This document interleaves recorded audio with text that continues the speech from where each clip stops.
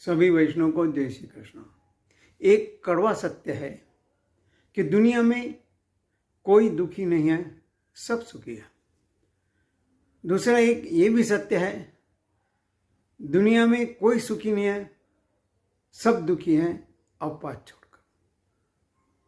सब सेट है, हमारे पास सभी, हम वेल सेटेड है, लेकिन फिर भी हम अपसेट रहते हैं क्योंकि हमारे जीवन में भगवान का स्पर्श नहीं है। रावण के पास सोने की लंका थी, क्या नहीं था उसके पास? कंस के पास मथुरा का राज्य था, राजा था, कुछ भी कमी नहीं था, लेकिन अपसेट थे क्योंकि और चाहिए, उसी चिंता लगी रहती है। और जो चिंता करता है उसे कुछ नहीं मिलता है, चिंता होती है उसकी।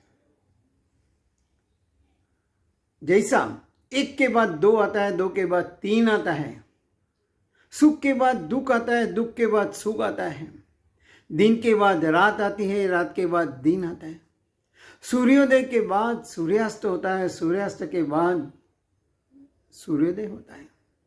कोई यहाँ पे स्थायी नहीं है, सब अस्थायी है।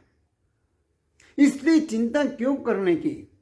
मेरे पास जो पैसा है, प्रतिष्ठा है, शक्ति है, पावर है, पर्सनालिटी है, पति है, पत्नी है, एक दूसरे को, पुत्र, मित्र, ये सबको चिंता है और आखिर में मृत्यु का डर भी है। इसलिए हमेशा मौज मस्ती मनाने की जगह मानव चिंता में डूबा रहता है और जो करना है वो नहीं करता है, और जो नहीं करता है उसके लिए दिन रात दौड़ता है।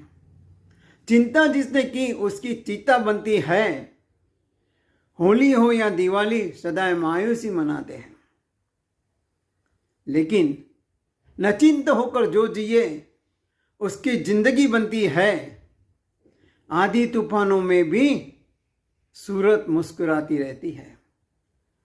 मौज मस्ती का मतलब ही है कि हमें हर परिस्थिति में स्थितप्रज्ञ रहना है।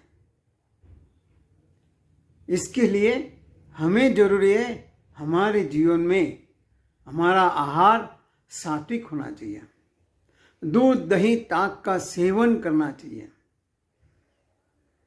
और जिसके जीवन में भगवान का स्पर्श है और जो धर्म के अनुसार चलता है उसे चिंता कभी नहीं होती है। जब आप अपनी चिंता को छोड़कर भगवान की आस्था में परिवर्तित कर देते हैं, तब आपके सब संघर्ष भगवान भी आशीर्वाद के रूप में बदल देते हैं। इसलिए हमें हमेशा हमारा हर एक व्यवहार में भगवान का स्पर्श होना बहुत जरूरी है। जो ये समझता है कि भगवान मेरे पास है, उसे कभी कोई चीज की या कोई संघर्ष की जरूरत नहीं पड़ती है, अपने आप मिल जाता है। जैसे बर्फ के पास जाने से ठंडक मिलती है, अग्नि के पास जाने से गर्मी मिलती है, और गुलाब के फूल के पास जाने से सुगंध मिलता है।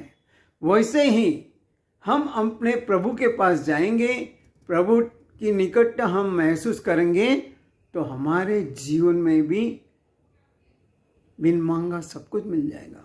मांगा हुआ मुझको मिलता सदा, बेटा हूं तेरा ही मैं लाडला। हम भगवान के लाडले पुत्र है। कौन सी मां अपने पुत्र को दुखी देखना चाहती है? भगवान ने हमें बनाया है सुखी होने के लिए,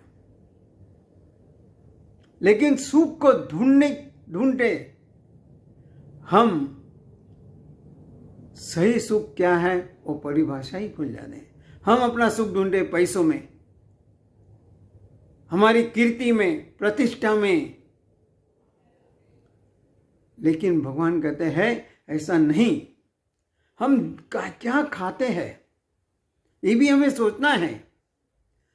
तो जैसा बहुत अच्छा कहा गया है कि हमें अन्न और जल का सेवन ऐसा करना चाहिए जैसे कि हम दवा लेते हैं, लेकिन हम अन्न और जल का सेवन बहुत कम करते होंगे, लेकिन अन्न का हम सेवन ऐसे करते हैं कि जैसा गोदान है, स्टोरेज है, आने दो, और फिर बाद में उसको पचाने के लिए जो कमाया है, जो कमा रहे हैं, वो पूरा पैसा हमारा दवाइयों में चला जाता है। आज की परिस्थिति यही है। हम पढ़े लिखे हैं, हमें सोचना है कि मैं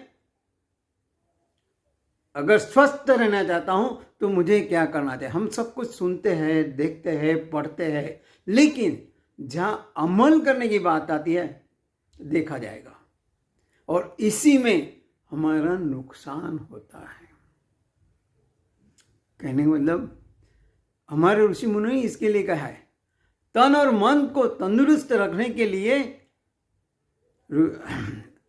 बहुत सारे रास्ते बताए, उसमें से एक रास्ता माने उपवास।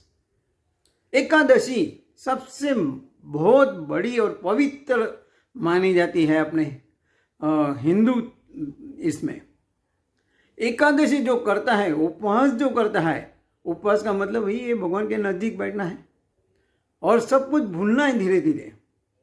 तो एकादशी का मतलब ही है हमें कम से कम फलाहार करना है। नहीं किए तो बहुत ही अच्छा, लेकिन फलाहार ही करना है तो अन्न का त्याग करके फलाहार करना है, कम से कम खाना है। आज जय एकादशी है, जय एकादशी का मतलब हमें जय प्राप्त करना है। जय कैसे प्राप्त करेंगे?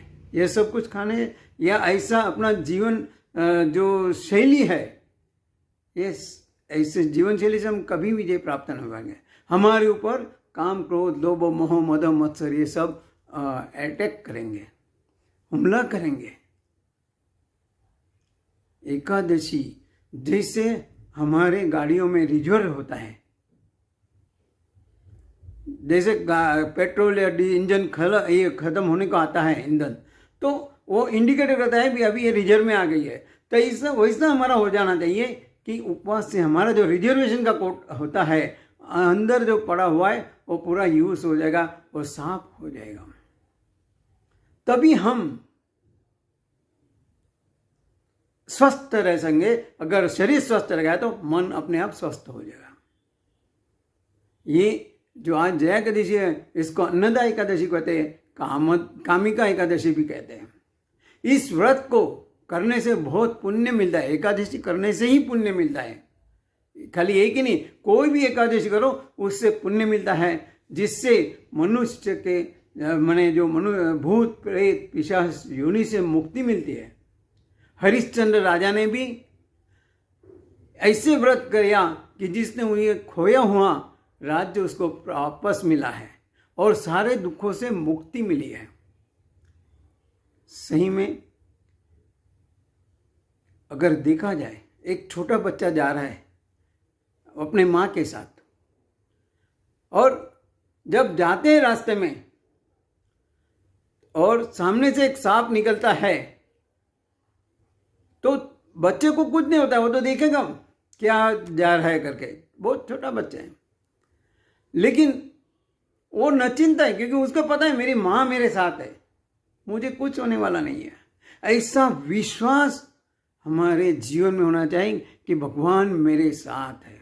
तभी एकादशी जो हम मनाते हैं, एकादशी को हमको ये करना है, पुनः अपने जीवन में लाना है। भूल रहे हैं, हम भी लाएंगे और दूसरों को लाने का प्रयत्न करेंगे, तभी हम अपना मौज मस्ती से जी सकेंगे। मौज मस्ती से जीने के लिए ही हमें यह सब कुछ करना है। भगवान हम सबको शक्ति दे। इसी शुभकामनाओं के साथ सभी को जय श्री कृष्ण।